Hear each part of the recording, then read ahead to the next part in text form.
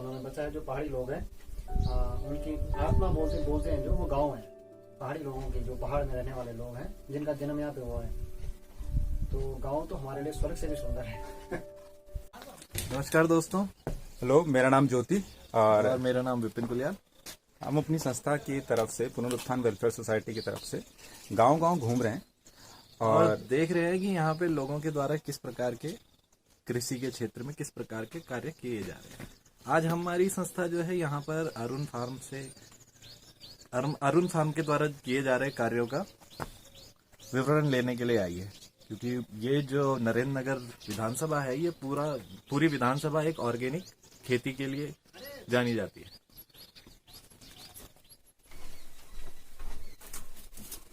तो नमस्कार, आज हम आए यहाँ पे अरुण ऑर्गेनिक फार्म में और हमारे साथ हैं श्री अरुण कुलियाल जी और हमारी संस्था विपिन कुलियाल जी और मैं। तो आज हम यहाँ पे आए हैं अरुण कुलियाल जी से बात, और जो हमारे चैनल का नाम है पुनरुत्थान वेलफेयर सोसाइटी। दूसरा हम यहाँ पे अरुण कुलियाल जी से बात करेंगे कि क्या क्या उनके आजकल रोजमर्रा की जिंदगी में हो रहा है और हम कैसे कैसे वो यहाँ पे काम कर रहे हैं, क्या क्या परिस्थितियां और कैसे कैसे वो कार्य कर रहे हैं। तो सबसे पहले अरुण जी आप बताएं, कैसा लगता है आपको गाँव? आप कितने टाइम से यहाँ पे रहते हैं? बहुत बहुत धन्यवाद ज्योति। सबसे पहले तो गांव तो लोगों के खूनों में बचा है। जो पहाड़ी लोग हैं उनकी आत्मा बोलते हैं जो वो गांव है, पहाड़ी लोगों की, जो पहाड़ में रहने वाले लोग हैं जिनका जन्म यहाँ पे हुआ है। तो गांव तो हमारे लिए स्वर्ग से भी सुंदर है। अच्छा, तो और बताओ, थोड़ा फॉर्मल हो जाते हैं बात। वैसे मेरे को थोड़ा पहली बार है तो अनकंफर्टेबल भी हो रहा है। तो जैसे आप देख सकते हैं ये तो बिल्कुल शांत बैठे। तो मैं दूसरा ये पूछना चाहूंगा आपको कि आपकी जो क्या क्या दिक्कतें आती है आपको यहाँ पे, कुछ प्रॉब्लम आती है जो काम करने में, और बहुत सारी चीजें होती है। तो काम तो दूसरा मुद्दा है। जो प्रथम जो दिक्कत की आप बात कर रहे हैं, जो समस्या है, तो गाँव में तो समस्या है। सबसे जो प्राथमिक समस्या है वो है लोगों की जो बुनियादी जो चीजें हैं, जो बुनियादी सुविधाएं होनी चाहिए थी, वो अभी तक सरकार के द्वारा गाँव में नहीं दी गई हैं। जिनमें से प्रमुख है जैसे स्वास्थ्य हो गया, शिक्षा हो गया, कृषि में भी इतना बेहतरीन कार्य कुछ किया नहीं जा रहा है। सड़कों के रास्तों के भी प्रॉब्लम है, और सबसे ज्यादा जो आज की डेट में गाँव में जो सबसे ज्यादा जो बुनियादी चीजें हैं उनमें पानी की सबसे बड़ी समस्या है। जैसे मैं यहाँ पे आया ना, मुझे सबसे अच्छी ना आपका घर लगा। तो ये जैसे कि आप लकड़ी का जो वर्क हो रखा है, यहाँ पे आपके मेडल हैं, और ये शायद काफी पुराना रेडियो भी है, मर्फी का होगा मे भी। तो जो भी कंपनी है काफी अच्छी, मतलब आपने काफी बढ़िया ढंग से बना रखा है। जबकि आज की डेट में आप और देखोगे जितने यहाँ पे गाँवों के घर हैं वो सब टूट के लगभग खंडर हो चुके हैं। तो आपने इसमें कैसे करके इतना ये आप रेगुलर मेंटेनेंस या कुछ और? ये जो घर बनाया गया है 150 से 200 साल पुराना है, और इसको पूरा लकड़ी गारे से और पत्थर से बनाया गया है। और ये जो बनाया है ये पंडित श्री बद्री दत्त कुलियाल ने बनाया हुआ है, जो कि राजा कीर्ति शाह, जो राजा टिहरी के राजा थे, उनके समय उनके कामदार के रूप में कार्य करते थे। ये पटवारी थे, पटवारी से बड़ा एक पद होता था, कामदार का पद होता था, और उनके द्वारा बनाया गया है। ये कोटा था, ये कोटा बोला जाता था इसको। और इसमें कम से कम आज से 15 साल पहले तक 50 से 60 लोग इस पर रहते थे। इसमें कम से कम 5 से 10 परिवार इसके अंदर रहते थे, पूरे कोटे के अंदर। तो ये ट्रेडिशनल तरीके का बनाया हुआ मकान है, और इसमें हमारे द्वारा कोई भी चेंजेस, इसमें रिनोवेशन वगैरह नहीं किया गया है। इसको ऐसे पारंपरिक रूप से जैसा बनाया गया है वैसे रखा गया है अभी तक, और इसको ऐसे सहेज कर रखा गया है।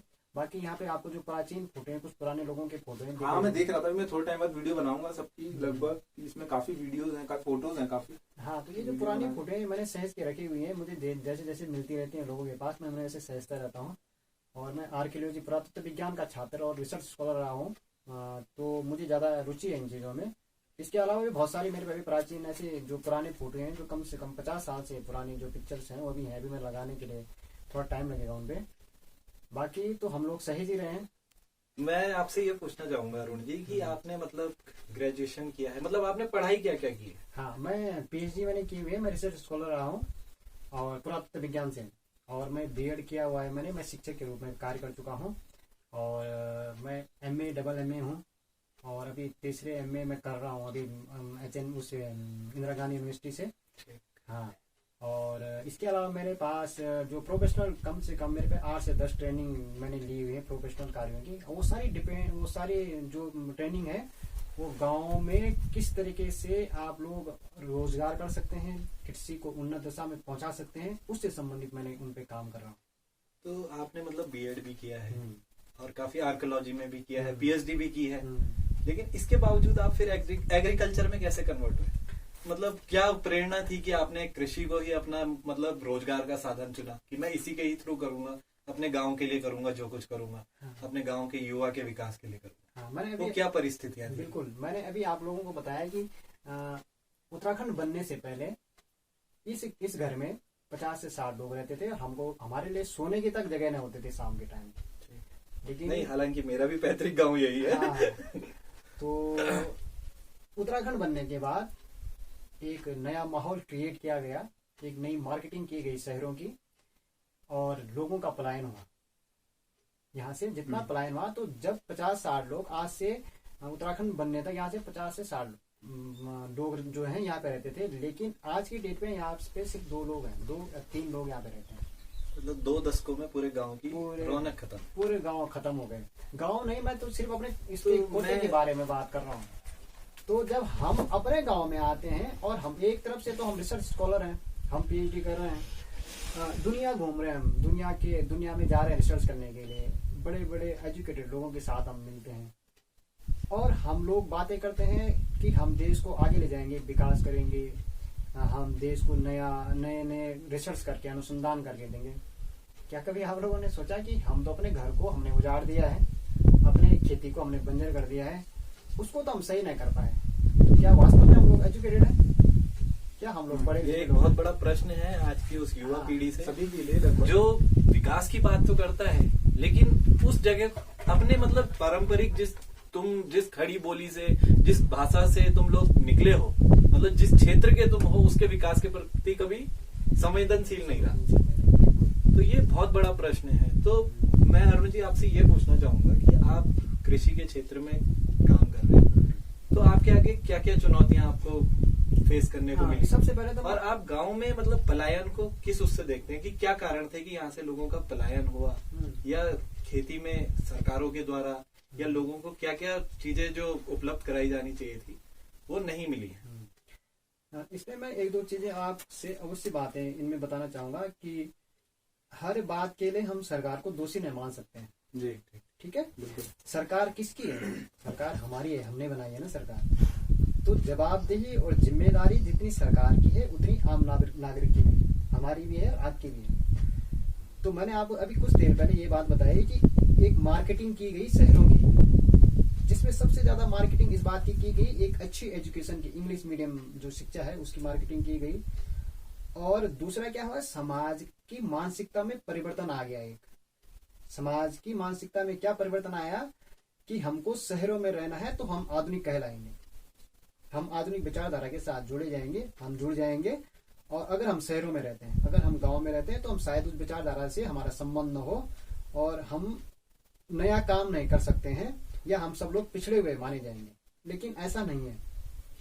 तो जब ये मार्केटिंग हुई तो लोगों ने गांव छोड़े। ठीक है, तो जब हम लोग अपने गांव में, जब मैं अपने बारे में बात कर रहा हूँ कि हम अपने गांव में आए, तो हमने देखा कि जिन घरों में इतने सारे लोग रहते थे, वहां पे आज आदमी नहीं, तो हमारे द्वारा यहाँ पर क्या काम किए जा सकते हैं।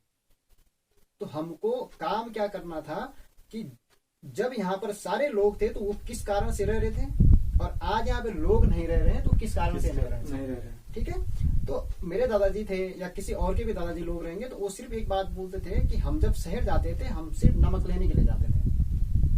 एक ऐसी कहावत है पहाड़ में कि हम सिर्फ नमक लेने के लिए जाते थे, बाकी सारा उत्पादन, सारी हमारी आवश्यकताओं की जो पूर्ति होती थी वो पूरे गांव में होती थी, अपने क्षेत्रों में होती थी। तो हम लोग ऐसी क्या चीज मिस कर रहे थे कि हम उन चीजों को, मतलब वो लोग इतने समृद्ध थे, वो तो हमारे से बड़े बड़ी डिग्री वाले नहीं थे, लेकिन क्या वो लोग इतने समृद्ध थे कि वो सारी चीजें यहाँ पे उत्पादन कर रहे थे, और हम अपने लिए रोजगार के साधन भी उपलब्ध नहीं कर पा रहे।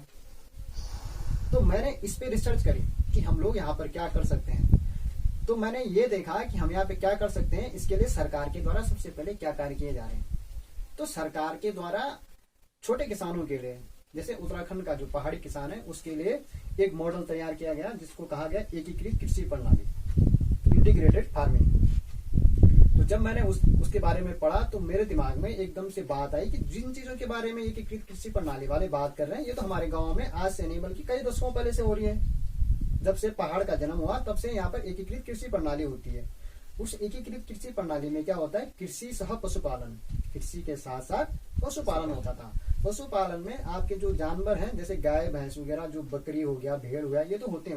उसके साथ में मुर्गी पालन होता था, मधुमक्खी पालन होता था, मछली पालन होता था, मत्स्य पालन होता था, ये सारी चीजें होती थी। तो जो छोटा किसान था वो अपनी आजीविका की पूर्ति बड़ी बेहतरीन तरीके से करता था। कपड़े का उत्पादन उनके पास कैसे होता था कि उनके पास भेड़ें होती थी, वो ऊन निकालते थे, उसे स्वयं काटते थे। उनके पास मशीनें होती थी, स्वयं हथकरघा उद्योग जिसे बोला जाता था, हथकरघा हर घर में होता था, अपने लिए कपड़े बनाते थे वो लोग। तो मैंने इस पे काम किया कि क्यों न इस काम को हम आज की डेट में यहाँ पर करें और इसको व्यवसायिक रूप में करें। पहले तो आजीविका के रूप में होता था, मैं इसको व्यवसायिक के रूप में लाया। तो व्यवसाय के रूप में मैं ये लेके आया कि हम जितना भी उत्पादन करते हैं उसको हम पहले तो अपनी पूर्ति करें और उसके बाद जितना हमारे पास सामान बचता है हम उसको सेल करें, उससे हमारी आमदनी भी बढ़ेगी। तो उसके लिए मैंने एक मॉडल तैयार किया। उसके लिए सबसे पहले मैंने फूड प्रोसेसिंग यूनिट लगाई और अरुण ऑर्गेनिक फार्म के नाम से हम लोगों का एक ब्रांड बना हुआ है, जो हम पहाड़ का जितना भी सामान, जितना भी उत्पादन हम लोग करते हैं, उन सारे उत्पादों को हम अरुण ऑर्गेनिक फार्म के नाम से मार्केट में बेच रहे हैं। जिससे क्या हुआ कि एक तो हमारा कृषि में भी काम हुआ, पशुपालन में भी हम लोगों ने काम किया, और दूसरा हमारा उत्पाद जो है उससे हमारी आजीविका का साधन भी बना। अभी आपने अरुण ऑर्गेनिक फार्म की बात करी है, तो हम अगली जो थोड़ी देर के बाद इसके बाद दूसरी वीडियो बनेगी, उसमें हम आपको उनके बारे में, प्रोडक्ट्स के बारे में बताएंगे। तो आप गांव में खेती कर रहे हैं, तो यहाँ पे मतलब खेती करने में क्या क्या चुनौतियां आपको फेस करनी पड़ती हैं? और मैं थोड़ा सा ये जानना चाहूंगा कि क्या एग्रीकल्चर में गवर्नमेंट मतलब कोऑपरेट करती है? क्योंकि सबसे बड़ा प्रश्न यही है ना कि संसाधन तो आपको सरकार ही चुन के देंगी भाई, आप तक किसी चीज की पहुंच सरकार ही बनाएगी। तो सरकारों का कितना योगदान रहता है आप लोगों के उसमें, या क्षेत्र के लोग सरकारों के आगे अपना मतलब अपने आप को किस तरीके से प्रस्तुत कर पाते हैं कि नहीं कर पाते? तो सरकार की अगर जहां तक बात करें तो जितनी सरकार मदद कर रही है ना किसान की, प्रेजेंट टाइम पे अगर किसान काम करने लग जाए, पहाड़ का किसान, तो गांव की तस्वीर बदल जाएगी। सरकार के द्वारा 90% की सब्सिडी औजारों में, यंत्रों में दी जा रही है, खादों में दी जा रही है, पॉली हाउस बनाने में दी जा रही है। 80 से 90% की सब्सिडी सरकार के द्वारा दी जा रही है। अगर आपके कहीं पर भी पानी की सुविधा नहीं है तो सरकार के द्वारा पंप फ्री 80% 90% सब्सिडी में दिए जा रहे हैं। अगर कहीं पाइप है, फ्री में सरकार के द्वारा पाइप दिए जा रहे हैं। योजना बनाकर, समूह बनाकर सरकार के द्वारा फार्म मशीनरी बैंक उपलब्ध कराए जा रहे हैं। 10 लाख की मशीनें आपको 2 लाख रुपए में मिल सकती हैं और 5 लाख की मशीनें आपको 1 लाख रुपए में मिल सकती है। इतनी मदद सरकार के द्वारा की जा रही है। और हमारा जो पूरा क्षेत्र है, जो नरेंद्र नगर ब्लॉक है, ये पूरा ऑर्गेनिक ब्लॉक घोषित किया गया है माननीय कृषि मंत्री सुबोध उनियाल जी के द्वारा। और इसमें ऑर्गेनिक में रासायनिक मुक्त खेती की जा रही है, उसके बहुत बढ़िया दाम हम लोगों को मिल रहे हैं। मैं खुद इस कार्य को कर रहा हूँ और सरकार के द्वारा मतलब बीज भी दिया जा रहा है, खाद भी दी जा रही है, दवाइयां भी दी जा रही हैं। और आपको अगर पॉली हाउस लगाना है तो पॉली हाउस दिया जा रहा है। आपको पशुपालन करना है तो गायों के लिए, भैंस के लिए, मुर्गी के लिए, मत्स्य पालन के लिए, बी कीपिंग के लिए हर चीज पे सब्सिडी दी जा रही है और हर चीज की ट्रेनिंग दी जा रही है। ठीक। और जैसे मैंने आपसे पूछा कि यहाँ पे समस्याएं क्या क्या होती हैं कृषि करने की? समस्या इसमें यहाँ पे सबसे बड़ी प्रॉब्लम है वो है कि डिपेंड करता है कि आप खेती किस जगह पे कर रहे हैं। यानी कि आप ऊसर में खेती कर रहे हैं या सिंचाई वाली भूमि पे खेती कर रहे हैं। तो जहाँ पर सिंचाई वाली भूमि पे खेती की जा रही है वहाँ पे तो किसान लोग अच्छा कमाई कर रहे हैं। लेकिन जो ऊसर वाली है वहाँ पे बारिश पे आधारित खेती होती है, तो वहाँ पे थोड़ा पानी की समस्याएं होती हैं, जो सबसे बड़ी दिक्कत है। खेती में अगर मैं बात करूँ तो एक तो पानी की थोड़ा समस्या हो रही है, दूसरा जंगली जानवरों की है। तो जंगली जानवरों की सुविधा को रोकने के लिए सरकार के द्वारा जाली द्वारा जो घेरवाड़ की जा रही है वो भी दी जा रही है और उसको रोका जा सकता है, किसी हद तक रोका जा सकता है। दूसरा क्या है कि अगर आप छोटे किसान हैं, जिस प्रकार के पहाड़ों में किसान होते हैं, तो उनके लिए 90% सब्सिडी पे पॉली हाउस दिए जा रहे हैं। तो आप पॉली हाउस के अंदर बढ़िया सुरक्षित खेती कर सकते हैं, बेमौसमी सब्जियां या फसल उगा सकते हैं। तो बेसिक आपको फंड्स की कोई इतनी ज्यादा वो है नहीं कि आप फंड्स को रिलेटेड जो गवर्नमेंट आपका फुल सपोर्ट कर रही है इन सब? नहीं, देखो फंड की आवश्यकता तो होती है। अगर आपको 10% पैसे भी देने हैं तो उसके लिए भी आपको फंड रेज तो करना ही पड़ेगा। फंड तो है मतलब सरकारी विभागों का, क्योंकि अब ये योजनाओं से संबंधित हमने बात की तो वो तो थी सरकार के द्वारा जो एक आम आदमी के लिए योजना है, लेकिन योजनाओं को भी भूमि पर क्रियान्वित एक विभाग करता है। तो मैं आपसे पूछना चाहूंगा कि क्या विभागों का आप लोगों के प्रति मतलब रवैया या कॉपरेशन कैसा रहता है किसानों के साथ में? मैं पिछले जैसे क्योंकि मैं कई बार मैंने ये सुना है कि लोग बैंकों में जनधन के वो मतलब मुद्रा लोन, मतलब कि काफी सारे बैंक्स होते हैं जो मतलब कस्टमर को उस तरीके से ट्रीट नहीं करते कि जो दे रहा है ले लो भाई, कि वो सरकार की योजना है ले लो, मतलब कि काफी सफर करना पड़ता है किसानों को। तो मैं यही जानना चाहता हूँ कि क्या विभागों का आपको इसमें अच्छा कॉपरेट मिलता है? अन्य विभागों के बारे में मुझे जानकारी नहीं है, लेकिन मैं 2 विभागों में अवश्य जाता रहता हूँ। एक में कृषि विभाग में जाता हूँ और एक में उद्यान विभाग में जाता हूँ। तो आप कृषि विभाग में और उद्यान विभाग में निसंकोच होके जाइए। जो योजना आपके पास है, जो योजना विभाग के पास है, और आप किसान के रूप में अगर वहाँ पे कार्य करने के लिए गए हैं और आप वास्तविक रूप से आप किसान हैं, तो योजनाएं अधिकारियों के द्वारा आपके घर तक पहुंचाई जा रही हैं और इसका फायदा मैंने लिया है। सर, जो भी हमारे यहाँ के सुपरवाइजर विभाग में है, आप उनको एक फोन पे सबसे पहले तो वो खुद आपको स्वयं जानकारी देते हैं योजनाओं की, अगर आप काम कर रहे हैं। और अगर आप अनुचित तरीके से लाभ लेना चाहते हैं किसी योजना की तो आपको नहीं मिल सकती। फिर अधिकारी लोग भी कतराते हैं और अन्य विभाग भी कतराते हैं आप लोगों से। तो अगर वास्तविक रूप से आप किसान के रूप में कार्य कर रहे हैं और धरातल पर कार्य कर रहे हैं, तो अधिकारी स्वयं आपके घर में आगे योजना लेके जाएंगे। मैं वही पूछना चाह रहा हूँ कि क्या पिछले मतलब कुछ समय में ये बिल्कुल प्रणाली में कुछ परिवर्तन हुआ है कि मैं 3 साल से पहले की मैं न जाता हूँ, लेकिन 3 साल से मैं देख रहा हूँ मेरे घर में उद्यान विभाग हो या कृषि विभाग हो, वो जो योजनाएं आते हैं सबसे पहले मुझे सूचित करते हैं कि फलानी योजना है, आपने इस पे काम करना है, और हम काम करते हैं। कितने गांव आपके साथ लगभग कितने गांव आपने अभी तक जोड़े हैं कि सारे के सारे इसमें काम कर रहे हैं? हमारे साथ लगभग 500 से अधिक किसान हैं और आसपास के 10 से 15 गांव हम लोगों के हैं जहां से हम लोग सामान खरीद रहे हैं और किसान हम लोगों से प्रत्यक्ष रूप से और अप्रत्यक्ष रूप से जुड़े हुए हैं। अब जैसे अरुण जी, होता क्या है कि हर जगह पे एक अच्छा वो होता है पहलू हर काम का और एक बुरा पहलू, और समाज में भी दोनों ही किस्म के लोग होते हैं। तो मैं ये जानना चाहूंगा कि जैसे आप गांव के जब आपने ये काम शुरू किया तो आपने मतलब कुछ इस तरीके के लोग भी देखे जो मतलब टांग खिंचाई वाला हिसाब होता था, क्या वो आपको लगता है कि वो गांव में वही लोग गांव के पिछड़े होने का आज भी कारण? बिल्कुल वो सोच बिल्कुल। देखो, ये जो नकारात्मक जो लोग होते हैं उनकी बातों को आपको प्रेरक के रूप में कार्य करनी चाहिए, उनको प्रेरणा लेनी चाहिए उनसे। जी जी, समझ गए? प्रेरण उत्प्रेरण बोला जाता है उसे, मतलब वो आपको प्रेरक का कार्य करेंगे कि जो आपने बोला तो आप उनको ये दिखाओ कि आपने ऐसा बोला तो मैं इसको जरूर करूंगा। और ये आपको सारे हिंदुस्तान में मिलेंगे, आपको दुनिया में आप किसी भी कोने में। मैंने इसीलिए कहा ना कि हर जगह 2 पहलू होते हैं और गांव में बहुत ज्यादा होती है वो चीजें कि वो लोग कहते हैं हम यहाँ पे रह रहे हैं तो हमसे तो हुआ नहीं, तू करेगा। क्योंकि वो चीजें होती है कि लोगों के आत्मसम्मान स्वाभिमान पे ठेस हो जाती है कि अगर ये छोटा है हमसे, ये कर रहा है। तो मैं वही चीज पूछना चाह रहा हूँ, वही कह रहा हूँ कि उन्हीं लोगों को आपको उत्प्रेरक का कार्य आप बनाना है, आपने उत्प्रेरण बनाना है उन्हें। मतलब आपका भी हुआ है? बिल्कुल, वो हर जगह होता है। वो आप कहीं पे भी चाहिए, आप किसी भी डिपार्टमेंट में आप जॉब करिए, आप चाहे गवर्नमेंट में है, चाहे आप प्राइवेट में है, चाहे आप गांव में रहते हैं, कृषि करते हैं, किसान हैं, या कोई आप व्यापारी हैं, तो हर जगह मिलेंगे आपको। तो उनसे तो आपको और अच्छा एनर्जी मिलती है। एनर्जी, वो तो एनर्जी के बूस्टर माने जाते हैं, एनर्जी बूस्टर टाइप में ले सकते हैं। मतलब वो कबीरदास जी ने कहा है ना, वो निंदक नहीं है राखी है। वो बड़े बेहतरीन होते हैं, उनसे तो सीखने के लिए बहुत अच्छा मिलता है।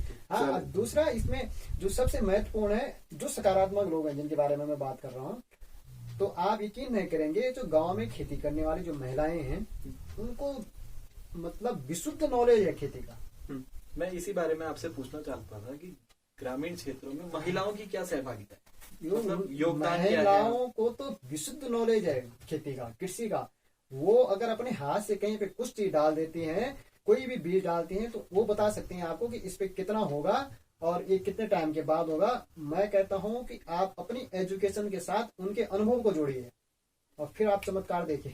अच्छा, मैं ये जानना चाहूंगा कि आप एग्रीकल्चर में क्या क्या रिफॉर्म्स और चाहते हैं कि जो मतलब कि आपको लगता है कि गवर्नमेंट या हमारे बीच के किसानों को इस चीज को बैठ करके सुलझाना चाहिए, इन मुद्दों पे काम होना चाहिए? देखो, गवर्नमेंट सिंपल सा मेरा एक जो लॉजिक है इस संबंध में कि देखो, किसान से काम तभी करवा सकते हैं आप लोग, विभाग तभी काम कर सकता है जब धरातल पर काम करने वाले किसान होंगे। लेकिन उत्तराखंड के पहाड़ों की स्थिति बिल्कुल अलग है। जो हमारा वाला जो ये क्षेत्र है, यहाँ पर कोई नया लड़का काम नहीं करना चाहता, नए युवक काम नहीं करना चाहते कृषि का। तो अगर जब युवक काम करने के लिए तैयार होंगे तो सरकार को वो बताएंगे कि हमको किस चीज की आवश्यकता होगी। जी जी जी। मैंने कहा कि मेरे पास पानी नहीं है, तो उन्होंने मुझे टैंक बना के दिए, पॉलीलाइनिंग टैंक बना के दिए, उन्होंने मुझे पाइप ला के दिए, उन्होंने मुझे पंप ला के दिए। तो सरकार तो ये मदद कर सकती है आपकी ना, सरकार आपके खेत में हल नहीं लगाएगी, हाँ ये तो सही बात है। सरकार आपके खेत में बीज नहीं डालेगी, वो तो आपने डालना है। तो जब आदमी काम करेगा, जब युवा अपने खेत में काम करेगा, तो उसके बाद वो बताएगा ना आपको कि मेरे को क्या चाहिए। इम्प्लीमेंट जब करेगा ना किसान, तभी तो होगा। जब तक आप इम्प्लीमेंट ही नहीं कर रहे हैं, तो रिक्वायरमेंट कैसे पता चलेगी विभाग को कि आपकी रिक्वायरमेंट क्या है। तो मैं वही जानना चाहता हूँ, तो मेरे को तो ऐसा क्या किया जाए हाँ मेरे कि गांव में आदमी, मतलब युवा जो है, जो यहाँ से पलायन हो चुका है, वो गांव की तरफ अपना रुख करे। देखो, इसके लिए तो बहुत सारा कार्य करना पड़ेगा। सबसे पहले तो मैंने आप लोगों को स्टार्टिंग में एक बात बोली थी कि सामाजिक जो मनोदशा है लोगों की, उसमें परिवर्तन करना पड़ेगा। जब तक आप सामाजिक मनोदशा को परिवर्तन नहीं करेंगे, आप कभी सोच भी नहीं सकते कि पहाड़ों में पलायन हो सकता है। वो सिर्फ एक मुद्दा बन के रही है। बिल्कुल, सामाजिक परिवर्तन, मानसिकता का मतलब, मनोदशा का मतलब मेरा ये है कि लोगों के दिमाग में ये चीज बैठ गई है कि हमने शहरों में जाके अपने बच्चों को इंग्लिश मीडियम में पढ़ाना है। अब चाहे तुम इंग्लिश मीडियम गांव में बना दो, मैं आपको गारंटेड कह रहा हूँ कि वो लोग वापस नहीं आएंगे, वो शहरों में ही रहेंगे। जब बगल में हमारा एक गाँव है, तो वहाँ पे हाँ। मैंने देखा था कि वहाँ पे इंग्लिश मीडियम शायद स्कूल हो गए ना, हाँ। स्टार्ट हो गए 9th और 11th के। तो वहाँ पे तो शायद शुरू हो गया। अब देखते हैं कितना कुछ हो पाता है। वैसे जो लेकिन वो पढ़ा कौन रहे हैं? वो लोग पढ़ा रहे हैं ना जो गाँव में होंगे। जी जी जी। वो लोग नीचे से तो कोई नहीं आया, ऊपर आया कोई? नहीं नहीं, ऊपर तो कोई नहीं। वो मैं आपको बता रहा हूँ कि जिनका पलायन हो गया है उनको ऊपर लाना बहुत मुश्किल है। लेकिन जो लोग गाँव में हैं उनको आप रोक सकते हैं, अगर बुनियादी सुविधाएं जैसे स्कूल हो गया और स्वास्थ्य हो गया, अगर उन पे थोड़ा काम किया जाए तो रोका जा सकता है। बाकी रही इंडस्ट्री की बात, तो इंडस्ट्री कोई बाहर का बड़ा उद्योगपति तो आएगा नहीं इंडस्ट्री लगाने के लिए। जी जी। ये तो आप मान के चलना। तो पहल किसको करनी है? जो गांव के युवा है, जो गांव में रह रहे हैं लोग, उनको करना पड़ेगा। और ये तब होगा जब आपकी मनोदशा में परिवर्तन आएगा। चलिए अब तो ये सही आपके है। खेतों की तरफ थोड़ा सा एक नजर डाली जाए। ठीक है, आपने चलो। बर्मी कंपोस्ट पे भी काम कर रहे हैं, ठीक है। तो हम जानना चाहेंगे, जो किसान भाई हमारे साथ में शायद हमारा वीडियो देख रहे हो, ठीक। तो उनके लिए आपको मैसेज देना है कि बर्मी कंपोस्ट के लिए उन्हें क्या करना है। ठीक है। तो ये देखिए, अब हम चलते हैं अरुण ऑर्गेनिक फार्म के बर्मी कंपोस्ट जहाँ पे उन्होंने बनाया है, और इसे केचुआ खाद भी बोलते हैं। तो ये देखिए अरुण कुलियाल जी यहाँ पे, ये शायद कुछ काम कर रहे हैं।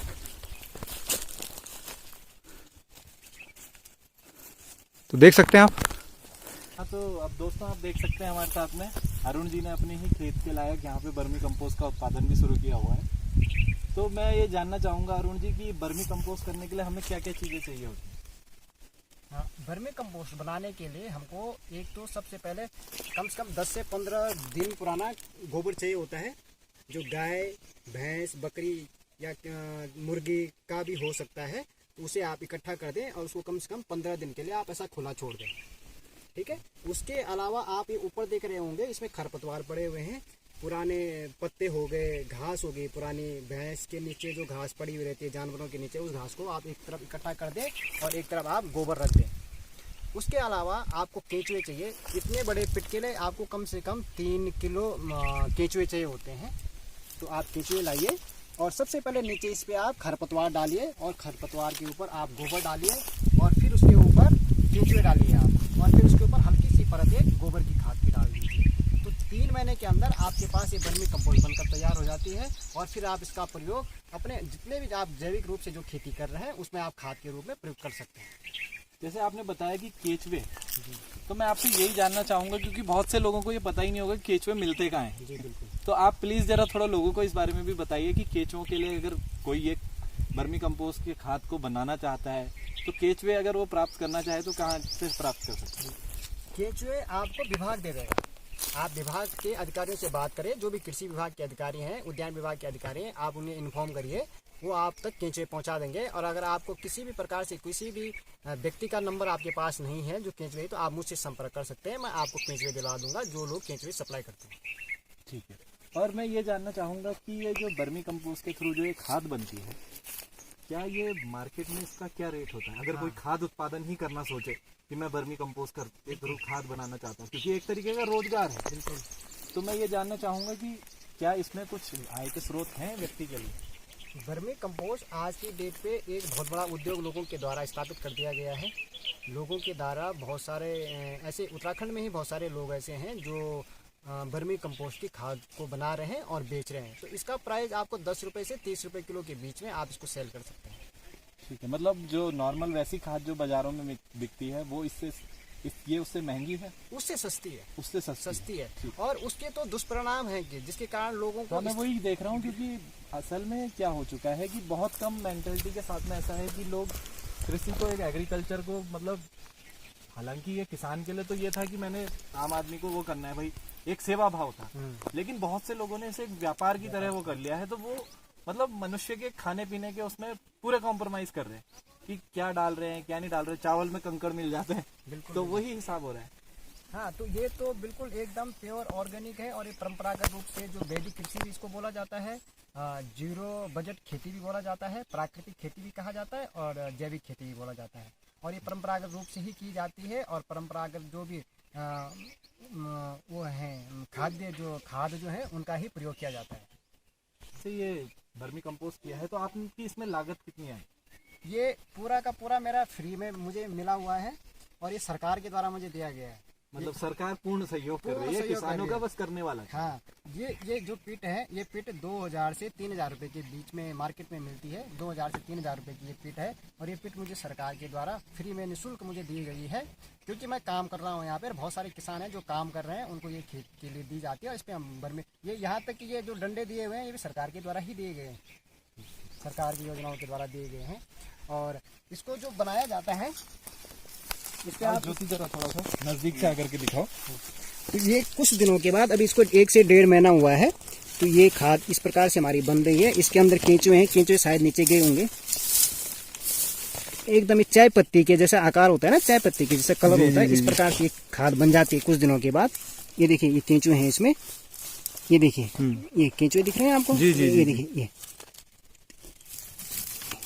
ये केंचुए हैं और ये देखो, ये बारीक चाय पत्ती के जैसे ये देखो खाद हो रही है। जी। तो 2-3 महीने के बाद ये बड़ी बेहतरीन तरीके से ये खाद आपको यहाँ पे मिलेगी और एकदम बारीक चाय पत्ती के आकार की होती है। तो इसको ऐसे ढका के रखना पड़ता है क्योंकि इसमें डायरेक्ट सनलाइट नहीं होनी चाहिए।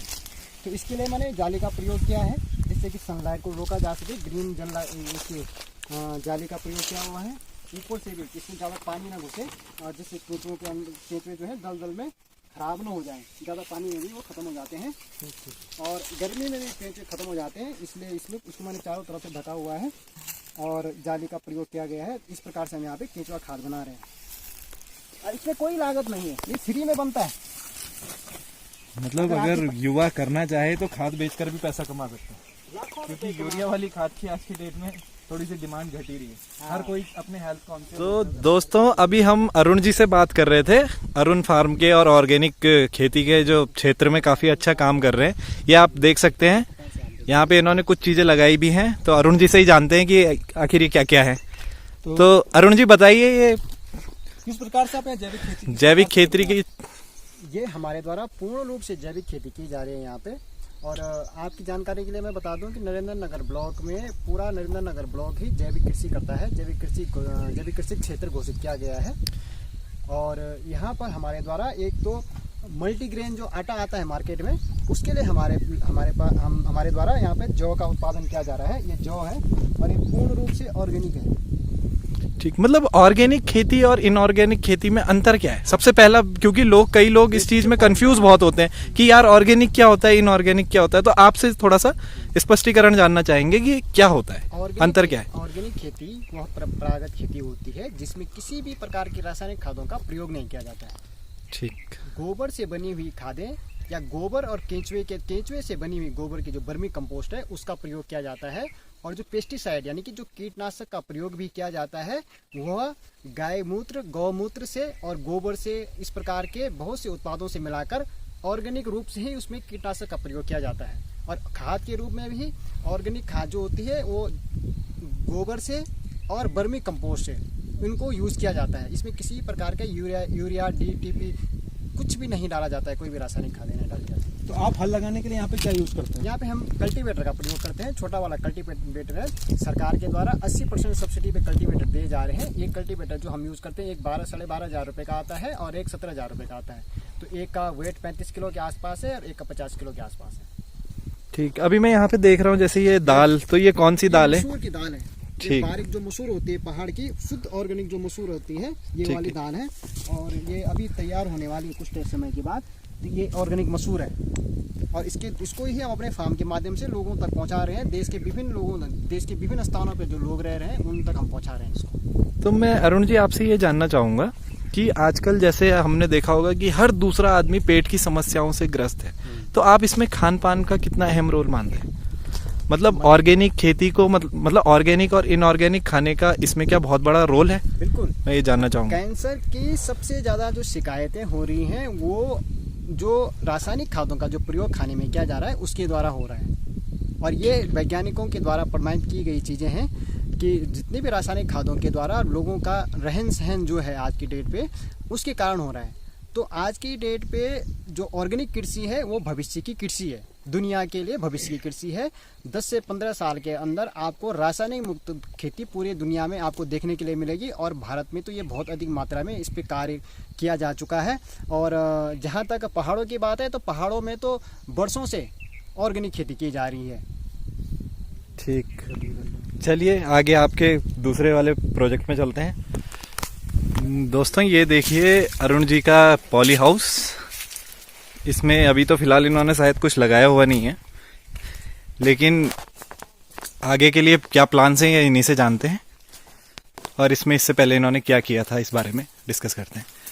तो अरुण जी आप ये बताइए, ये पॉली हाउस सरकार के द्वारा लगाया गया है या कुछ सब्सिडी दी गई है आप लोगों को? इसमें जो खर्चा व्यय किया गया है वो किसके द्वारा किया गया है? ये उद्यान विभाग की योजना है। ठीक है। और उद्यान विभाग के द्वारा 90% सब्सिडी पे पॉली हाउस किसानों को दिए जा रहे हैं। इसमें मात्र आपको 12 हजार रुपये जमा करने होते हैं। इसकी कीमत 1,25,000 रुपये के आसपास होती है और आपको मात्र 12 हजार रुपये जमा करने पड़ते हैं। और ये 100 वर्ग मीटर का है। 100 वर्ग मीटर में आपको पॉली हाउस किसानों को दिया जा रहा है उद्यान विभाग के द्वारा। मतलब इसकी कंडीशंस ये है कि आपके पास 100 वर्ग का एक प्लॉट होना चाहिए?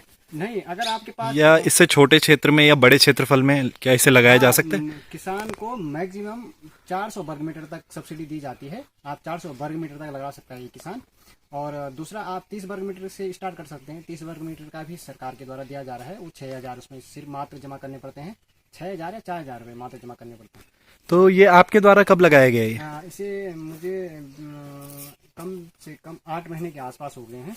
तो जैसे अभी हम देख पा रहे हैं कि यहाँ पे कुछ बोया नहीं गया आपके द्वारा, तो क्या मतलब इससे पहले आपने कुछ बोया था या अभी हाल ही में किया गया? इसमें हमने शिमला मिर्च और गोभी लगाई थी। तो उनके अच्छा हमारे उत्पादन हुआ गोभी का और शिमला मिर्च का। शिमला मिर्च का अच्छा उत्पादन नहीं हो पाया, लेकिन गोभी बेहतरीन हुई थी।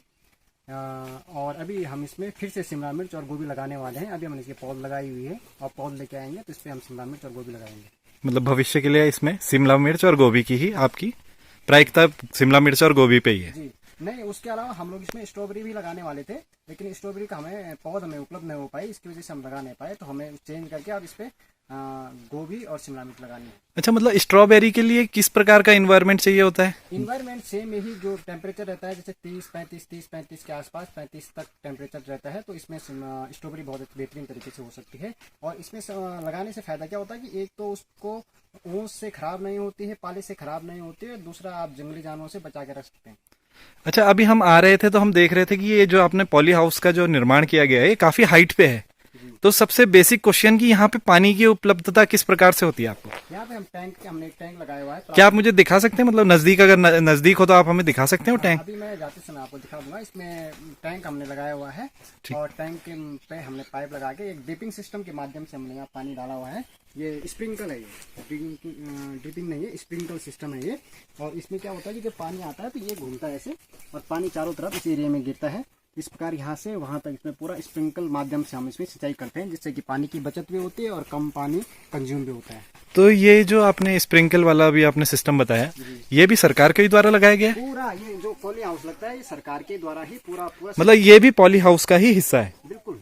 ठीक, और ये जो टैंक का निर्माण कार्य करवाया गया, जो टैंक भी आप वाटर सरकार मनरेगा के माध्यम से आप करवा सकते हैं। ठीक है। इसका अलग अलग बजट आता रहता है, अलग अलग। नहीं, क्योंकि बहुत सारे लोगों की ये रहती है ना कि पता नहीं रहता है कई लोगों को, इस वजह से हम थोड़ा आपके माध्यम से उन लोगों को सूचित करना चाह रहे हैं कि अगर कोई भी समस्याएं हो तो आपसे संपर्क कर सकता है। बिल्कुल संपर्क कर सकते हैं और हमसे जो भी सहयोग हो सकेगा हम करेंगे।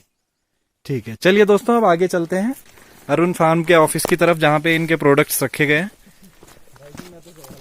तो आप देख सकते हैं, आप हम लोग पॉली हाउस से होते हुए हम पूरे गांव की तरफ जा रहे हैं। ये देखिए, ये कुलियाल जी मस्त स्टाइल मारते हुए। तो दोस्तों हम पहुंच चुके हैं ये अरुण फार्म के ऑफिस में। ये अरुण जी, कौन सा मशरूम आप यहाँ पे उगा रहे थे? ये हम यहाँ पर ओयस्टर मशरूम का उत्पादन कर रहे हैं और इसको ढींगे मशरूम भी कहा जाता है। ठीक ठीक। तो तो ओयस्टर मशरूम है, ये लो कॉस्ट पे, कम बजट पे आप इसको तैयार कर सकते हैं। अभी ऐसे ही वहीं रहे, थोड़ा और करीब आओ।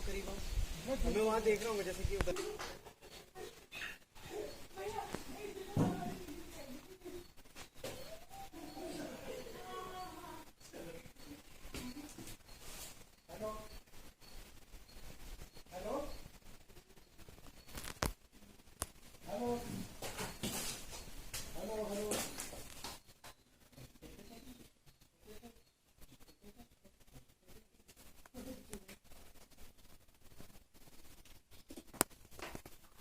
आगे हैं, ये देखिए प्रोडक्शन हाउस है और यहाँ पे ये है सर, ये बता सकते हैं आप ये किस किस चीज की मशीन है? एक तो ये है, हाँ, ये जैसे हमको हम बड़ियाँ बनाते हैं जी, दाल बड़ी वगैरह बनाते हैं, तो उसके लिए हम दाल को पीसने के लिए मशीन लाई हुई है। अच्छा। हाँ।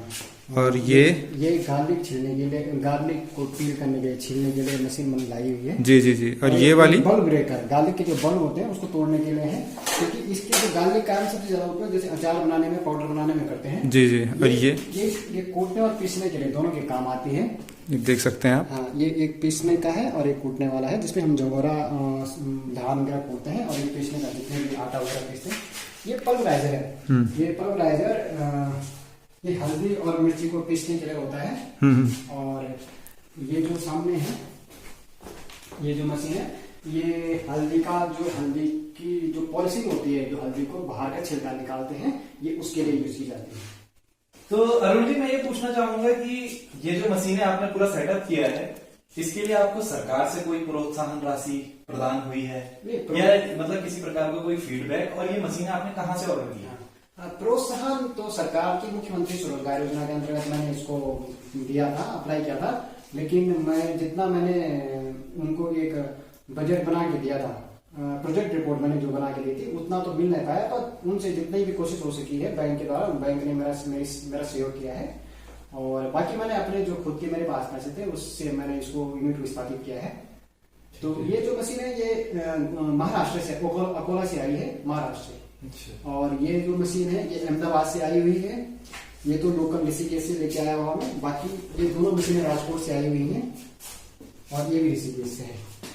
ये दोनों मशीन राजकोट से आई हुई हैं। और इनकी असेंबलिंग के लिए आपको कोई इंजीनियर आया उनका, या आपने खुद ही कर दी थी? असेंबलिंग इजी है या टफ है, मैं ये जानना चाहता हूँ। नहीं, असेंबलिंग मैंने स्वयं करी, मतलब कोई से मशीनें खुल के आई हुई थी और मैंने स्वयं देख के यूट्यूब पे वीडियो देख के उनका, और उनका जो स्ट्रक्चर था, स्ट्रक्चर को देख के मैंने स्वयं असेंबल की और सारे प्रॉपर काम कर लिए। ठीक है, इजी टू असेंबल है यहाँ पे। ये देखिए आप कि इन्हें कृषि के क्षेत्र में किस प्रकार से प्रमाण पत्र प्राप्त हुए हैं कि बोर्ड में ही जगह कम पड़ रही है। आप अंदाजा लगा सकते हैं कि व्यक्ति कितना जुझारू है। तो अरुण जी, अब हम आपसे बात करेंगे आपके प्रोडक्ट्स के ऊपर। मैं यहाँ पे अभी देख सकता हूँ कि आपने ये हल्दी और काफी सारी दालें हैं, तो मैं आपसे जानना चाहूंगा ये कौन कौन सी दालें हैं और किस किस रेट में उपलब्ध होंगी, ये पैकिंग में क्या क्या रखा है आपने। दोस्तों मैं लास्ट में आपको इनका नंबर भी डिस्प्ले करूंगा, इनका विजिटिंग कार्ड डिस्प्ले करूंगा, अगर आपकी कोई भी क्वायरीज हो तो आप इनसे संपर्क कर सकते हैं। तो अरुण जी बताइए। हमारे यहाँ पर कम से कम 35 प्रोडक्ट हैं जो हम लोग यहाँ पे बना रहे हैं, जिनकी प्रोसेसिंग चल रही है। और 35 से 40 उत्पाद है हमारे जो मार्केट में हम लोग सेल कर रहे हैं। जिसमें हमने सबसे ज्यादा जो प्रमुखता है, हम लोग अचार बना रहे हैं। अचारों में जो ये सबसे पहला वाला है हिमालयन फिग पिकल है।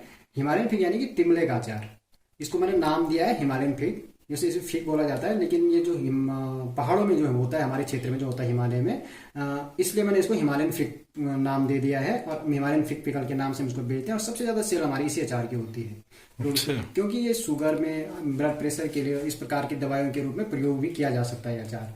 दूसरा है आंवला। आंवला भी हमको यहाँ लोकल जो है उत्पाद हमको बहुत ज्यादा मात्रा में मिलता है जंगलों में, और इसको हम प्रोसेसिंग करके इसका अचार बना रहे हैं। तीसरा वाला है हमारा ये गार्लिक पिकल है। ये हम यहाँ के आसपास के जितने गांव हैं वहां से गार्लिक इकट्ठा करते हैं और गार्लिक का हम पिकल भी बनाते हैं, उसका पाउडर भी बनाते हैं, और गार्लिक से पेस्ट भी अब आगे हम सोच रहे हैं बनाने की। तो फिलहाल हमारे पास गार्लिक पिकल और पाउडर है। तीसरा ये जो एक अचार हमारे पास है, ये छोटा वाला, ये ओयस्टर मशरूम का अचार है। अभी आप लोगों को हम ओयस्टर मशरूम का हम जो कार्य कर रहे हैं, तो इस ओयस्टर मशरूम के अचार से ये बहुत ही अच्छा इम्यूनिटी बूस्टर के रूप में इसको हम प्रयोग कर सकते हैं। और एक हमने आंवला की चटनी बनाई है। ये खट्टी मीठी चटनी है जो बच्चों के लिए विशेषतः बनाई गई है। बच्चे सुबह मॉर्निंग में जब नाश्ता वगैरह करते हैं तो उनको वो अच्छी तरीके से यूज कर सकते हैं, और जिससे क्या है कि विटामिन सी वगैरह की कमी भी पूर्ति हो सकती है। एक ग्रीन चिली का जो हमने अचार बनाया है, पहाड़ों में बहुत तीखी और हरी मिर्ची होती है, उसके लिए भी हमने हरी मिर्ची का एक अचार बनाया है। और एक jackfruit pickle, jackfruit यानी कि कटहल यहाँ बहुत मात्रा में हमारे वाले पूरे क्षेत्र में होता है, और इसको आसानी से किसानों से हम इसको खरीदते हैं और इसका अचार बना के मार्केट में बेच रहे हैं। तो दोस्तों आप मेरे साथ देख सकते हैं 7-8 किस्म के लगभग अचार ही हैं। अब बात करते हैं, ये नीचे कुछ पाउडर रखे हैं इन्होंने और शहद के बारे में। हाँ, एक तो हमने जो एक विशेष कार्य जो किया है, ये है नेटल टी यानी कि कंडाली की चाय।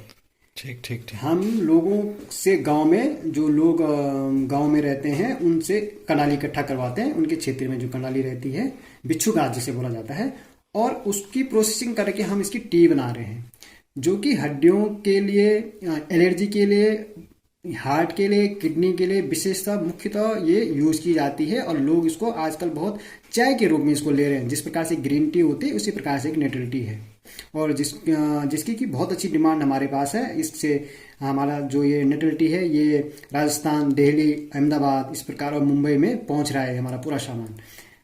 दूसरा, हमारे यहाँ की जो सबसे विशेष एक मुख्यतः जो चीज है, जो वो है टर्मिक पाउडर। ये एक ऐसा उत्पाद है हमारा कि जिसमें हाईली कर्क्यूमिन लेवल है।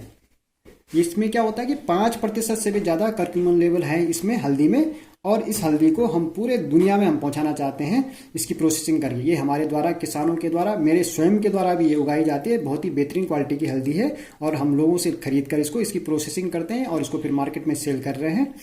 और नेक्स्ट है जिंजर पाउडर।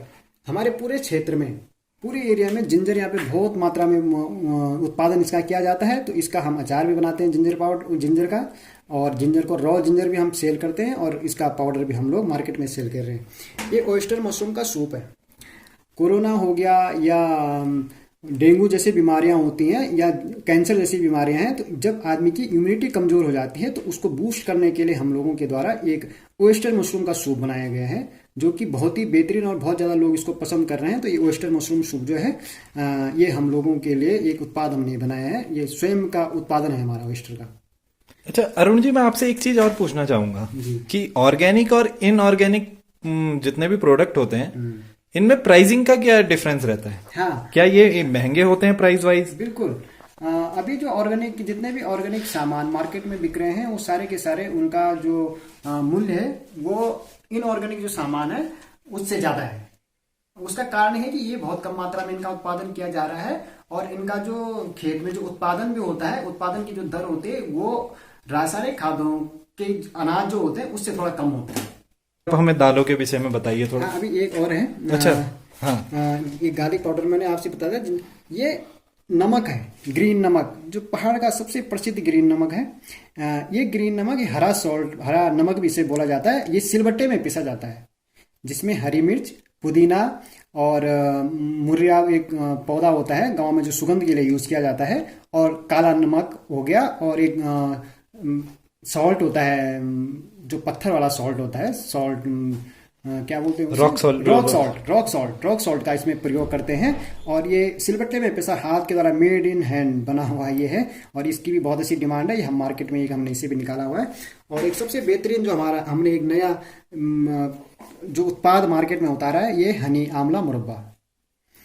ये हमने एक ऐसा उत्पाद निकाला है कि हमने इसको शुगर के साथ नहीं, बल्कि हमने आंवले का मुरब्बा बनाया है शहद के साथ में, हेल्थ कॉन्शियस। हाँ, ये इतना बेहतरीन है कि आपको बच्चों को अगर खांसी हो रही है या बुजुर्गों को खांसी हो रही है, या आपको बच्चों को चॉकलेट के जगह पर अगर कोई चीज़ खिलानी है, तो एक तो आप इससे विटामिन सी की कमी पूरी कर सकते हैं, दूसरा शहद तो बहुत ही अच्छा, स्वास्थ्य के लिए अच्छा माना जाता है। तो जब शहद और आंवला मिलता है तो वेदों में उसको अमृत कहा गया है। तो ये हमने एक अमृत नामक एक उत्पाद बनाया है जिसकी बहुत अच्छी डिमांड है, और हमारा कई कुंटल का ये सेल हो रखा है। ठीक है, अब दालों के विषय में जानना चाहेंगे आपसे। बिल्कुल, ये मैं यहाँ पे देख रहा हूँ। हाँ, तो सबसे पहले मैं आपको झंगोरे के बारे में बता रहा हूँ। झंगोरे से आप सब लोग परिचित हैं। ये पहाड़ों में उगने वाला, पहाड़ों में उत्पादित होने वाला, सबसे अधिक मात्रा में प्राचीन समय में, आज से 15-20 साल पहले तक सबसे अधिक मात्रा में लोगों के द्वारा खाया जाता था, और ये बिल्कुल व्यक्ति एकदम स्वस्थ रहता था। लेकिन आजकल इसका थोड़ा उत्पादन कम हो गया है, लेकिन हमने लोगों को फिर से, किसानों को प्रोत्साहित किया और लोग इसे उगाने लगे। ये डायबिटीज के लिए बहुत अच्छा एक भोज्य पदार्थ माना जाता है। डायबिटीज के जितने पेशेंट होते हैं, मरीज होते हैं, उसको बहुत प्रिफेयर करते हैं झंगोरे को। ये हल्दी है। हल्दी के बारे में मैं आपको पहले ही बता चुका हूँ। ये हमारी 2 टाइप की पैकिंग है। एक छोटी वाली पैकिंग है जिसमें हाई करक्यूमिन लेवल रहता है, वो थोड़ा कॉस्टली जाती है, और इसमें थोड़ा हाई करक्यूमिन लेवल कम है, लेकिन है दोनों ऑर्गेनिक, इसका रेट थोड़ा कम रहता है। नेक्स्ट है oyster mushroom, dry oyster mushroom. बहुत सारे लोग ऐसे होते हैं जिनको मशरूम खाना होता है, ओयस्टर मशरूम चाहिए होता है, लेकिन हम उनके पास रॉ मशरूम नहीं पहुंचा पाते हैं, क्योंकि जब दूरी ज़्यादा हो जाती है तो ये जल्दी खराब हो जाते हैं। तो उनको देने के लिए, उनको मशरूम पहुंचाने के लिए हमारे द्वारा उसको ड्राई किया गया है, और ड्राई मशरूम को हम उत्तरांचल के बाहर कई दूर सस्ता तक भेज सकते हैं। ये ओयस्टर मशरूम है। इसके अलावा हमने कैंडी बनाई है, आंवला कैंडी। ये आंवला कैंडी आप बच्चों को उनकी विटामिन सी की कमी पूरा करने के लिए आप उनको आंवला कैंडी खिला सकते हैं। आप चॉकलेट की जगह आंवला कैंडी खिलाइए, और उससे आप बच्चों के अंदर विटामिन सी की कमी को खत्म कर सकते हैं, और बाकी बच्चों को ये चॉकलेट का एक विकल्प के रूप में आप इसको यूज कर सकते हैं। ये मिर्ची पाउडर है। ये हमारा खुद के खेतों में उगाई गई मिर्ची है, उसका पाउडर है। एकदम तीखी मिर्ची, लाल। इसका कलर आपको थोड़ा फीका लगेगा, लेकिन ये एकदम तीखी लाल मिर्ची है। हाँ, और नेक्स्ट है कड़ी पत्ता। ये कड़ी पत्ता है जो लोग खाने में यूज की जाते हैं। जैसे दक्षिण भारत की बहुत सारे आइटम होते हैं, और उत्तर भारत में भी हम लोगों के पहाड़ी लोग भी इस कड़ी पत्ता को यूज करते हैं। तो ये कड़ी पत्ता की प्रोसेसिंग करके भी हम लोग इसको ड्राई करके आप लोगों तक भेज रहे हैं। कड़ी पत्ता है ये भंगजीर। ये भंगजीर है। ये भी उत्तराखंड में अलग अलग क्षेत्रों में होती है, और इसको अधिकतर चटनी बनाने के प्रयोग में यूज किया जाता है, भंगजीर। बाकी हमारे पास दालें हैं, जैसे ये गहत है। गहत जिसको पथरी के लिए वरदान माना जाता है, और स्वास्थ्यवर्धक, सर्दियों में इसको काफ़ी यूज किया जाता है। ये जखिया है जो तड़के के रूप में यूज होता है। ये राजमा है, तुअर, और ये तिल। ये सारे हमारे स्वयं के उत्पाद हैं। इसके अलावा हमारे पास, मैं ये पूछना चाहूंगा अरुण जी कि ये दाल वगैरह क्या सब आप लोग यहीं पे प्रोडक्शन कर रहे हैं गांव के अंदर, या अलग अलग गांवों को आपने अपने साथ में जोड़ा हुआ है? बिल्कुल, ये हम लोगों के पास कम से कम 500 से अधिक जो किसान हैं वो हमसे जुड़े हुए हैं, और 10 से 15 गांव हम लोगों के साथ जुड़े हुए हैं, जो हम लोगों को ये सामान उपलब्ध कराते हैं। और इसमें कम से कम 40 से 50% हम स्वयं इसका उत्पादन करते हैं। इसके अलावा हमारे पास ये मक्की का आटा है, एकदम ऑर्गेनिक मक्की का आटा है, जो हमारे खुद के खेतों में होता है। ये मंडवे का आटा है, ये रयास है, और वो उड़द, और वो मसूर है। ये सारे के सारे हमारे खुद के उत्पाद हैं। ठीक, तो दोस्तों आप मेरे साथ देख सकते हैं यहाँ पे, अगर आप हेल्थ कॉन्शियस हैं तो देखिए इनऑर्गेनिक और ऑर्गेनिक में कितना डिफरेंस होता है, प्राइसिंग से लेकर के, और आपकी हेल्थ में भी कितना डिफरेंस दिखाई देगा। अरुण ऑर्गेनिक फार्म का, और ये यहाँ पे स्टाफ है। हाँ जी मैडम, तो क्या नाम है आपका? सर मेरा नाम मनीषा है। जी मनीषा जी, तो आपको कैसा लग रहा है यहाँ पे अरुण ऑर्गेनिक फार्म में काम करके? मुझे बहुत अच्छा लग रहा है। जी, और क्या क्या फायदे क्या क्या हुए हैं आप लोगों को, जैसे अगर यहाँ पे ऑर्गेनिक सर, फार्म एक बने? तो हमें यहाँ पे रोजगार मिला है जी और एक सबसे बड़ा फायदा ये है कि हम पलायन को रोकने में काफी हद तक मतलब मदद कर पा रहे हैं जी जी। और लोगों को बहुत अच्छा जो पहाड़ी प्रोडक्ट सारे सामान हम लोगों को पहुंचा पा रहे हैं। जी जी जी। हाँ जी सर। अरे सब बहुत बढ़िया। आपका ये अब क्या पैक कर रहे हैं वैसे आप? ये मैं मशरूम अचार पैक कर रही हूँ, ऑयस्टर। अच्छा, मशरूम अचार। तो देख सकते हैं आप यहाँ पे पैकिंग की फुल है और देखिए ग्लव्स व्लव्स भी हैं, बिल्कुल ढंग से हाइजीनिक तरीके से बिल्कुल पैकिंग हो रही है यहाँ पे। Okay done. तो हमने आज पूरे दिन भर अरुण ऑर्गेनिक फार्म में बिताया। बहुत बहुत धन्यवाद आप लोगों का, ज्योति और विपिन, कि आप लोग यहाँ पर आए और आप लोगों ने हमें प्रोत्साहित किया। आगे भी आप ऐसे प्रोत्साहित करते रहें, तो हमारे अलावा और भी जो नौजवान हैं वो लोग भी प्रोत्साहित होंगे और आगे काम करेंगे। वैसे जो लोग नहीं जानते हैं वो है कि वो अरुण जी हैं, मेरे चाचा लगते हैं और हमारा गांव जस्ट दूसरे गांव 2-3 गांव छोड़ के वहीं पे है।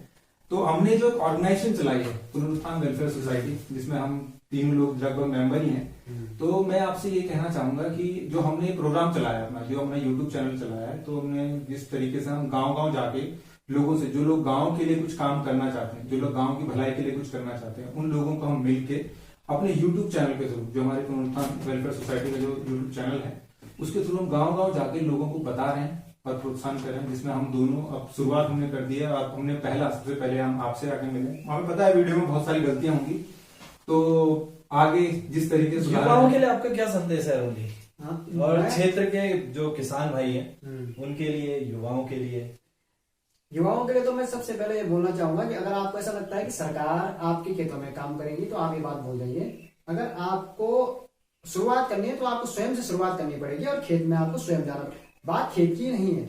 अगर वास्तव में आप पलायन के लिए काम करना चाहते हैं, रिवर्स माइग्रेशन पे आप काम करना चाहते हैं, स्वरोजगार पे आप काम करना चाहते हैं, कृषि भी अगर आप काम करना चाहते हैं, शुरुआत आपको स्वयं से करनी पड़ेगी। आपको किसी के भरोसे नहीं रहना है कि कोई व्यक्ति आके मुझे ये करवाएगा, ऐसा कोई नहीं करेगा। जब आप शुरुआत करेंगे फिर सारे के सारे लोग आपकी मदद करने के लिए तैयार होंगे। ये आप सकारात्मक सोच लेके आपको आगे बढ़ना पड़ेगा। आप किसी के भरोसे काम शुरू मत करिए, आप खुद के दम पर, खुद के भरोसे पर काम शुरू करिए, फिर लोग आपसे स्वयं जुड़ जाएंगे। आपका स्लोगन, कोई टैगलाइन अरुण फार्म की? अरुण फार्म के एसेंस ऑफ नेटिव सॉइल, यानी कि अगर आपको खुशबू और स्वाद अपनी मिट्टी के उत्पादों का चाहिए तो आप हमारे उत्पादों को खरीदिए। अरे बहुत बढ़िया। और आप मतलब आप एक बार हमारे दोस्तों को, जो लोग आपके दोस्त देखना चाह रहे हो, जो हम भी चाह रहे हैं कि गांव गांव जाकर हम लोग इसको प्रोत्साहन करें, और जैसे आप हमारे साथ हैं ही, तो हम भी रिवर्स माइग्रेशन में, महिला सशक्तिकरण, हम हर चीज पे काम कर रहे हैं। तो आप एक बार कैमरे में देख के बोल दीजिए प्लीज कि हमारे चैनल को लाइक करें, सब्सक्राइब करें, शेयर, कमेंट और सजेशन भी कर दें। पुनरुत्थान rural development and social welfare society के चैनल को सब्सक्राइब कीजिए और लाइक कीजिए। बाकी आपको अगर किसी भी प्रकार की सहायता, सहयोग की आवश्यकता है तो 24 घंटे आप मुझे कांटेक्ट कर सकते हैं। पुनरुत्थान सोसाइटी को आप संपर्क कर सकते हैं, उसके किसी भी सदस्य को हम तत्पर हैं आपकी सेवा में। चलिए, तो फिर इसी बात के साथ विपिन जी आप कुछ कहना चाहेंगे? ये फॉर्म देख के कुछ, आप फॉर्म देख के कुछ एक टैगलाइन हमने क्या कहनी है, फार्म उनका है टैगलाइन भी उन्हीं की सूट करेगी। चलिए, लेकिन काफी अच्छा लगा कि उनके द्वारा क्षेत्र में इतना, मतलब लगभग हम काफी वॉक करके आए हैं, तो 5-6 किलोमीटर के एरिया में आपने अपने फार्म को डेवलप किया, जिस तरह की यहाँ पे अभी वीडियो में हमने दिखाया कि एक लड़की, मतलब अभी गांव की 2-4 लड़के और हैं, वो अभी थे नहीं, जा चुके थे, उन लोगों को क्षेत्र में ही रोजगार मिल रहा है। बिल्कुल, वो एक बहुत अच्छी पहल है। दूसरा, गांव में थोड़ा सा आपको देख करके लोगों को लग रहा है कि हम भी कर सकते हैं। बिल्कुल, अगर ये कर रहे हैं तो हम भी कर सकते हैं। बिल्कुल, तो वो एक काफी अच्छी पहल है। ओके, तो थैंक यू। और इसी चैनल के साथ हम ओके, धन्यवाद, बाय, धन्यवाद।